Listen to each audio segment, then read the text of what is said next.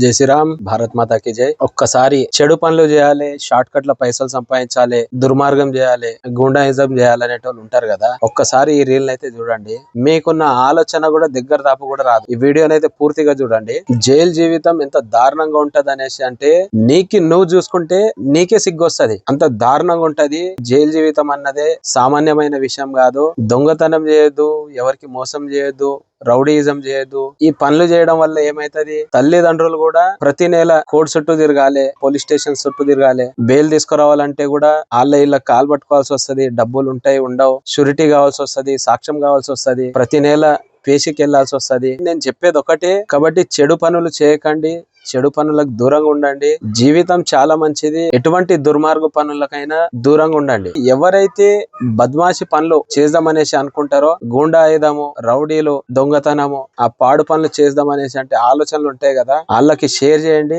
Jail జీవితం ఎంత దారుణంగా ఉంటుందో ఈ వీడియో చూసైనా ఆలోచన మారుతుంది. ఈ వీడియోని ప్రతి ఒక్కరికి షేర్ చేయండి. మా ఐడికి ఫాలో చేయండి. 4 మంచి విషయాలు అయినా తెలుస్తాయి. ఈ వీడియో ఎట్లా అనిపించిందో కామెంట్ చేయండి. జై శ్రీరామ్.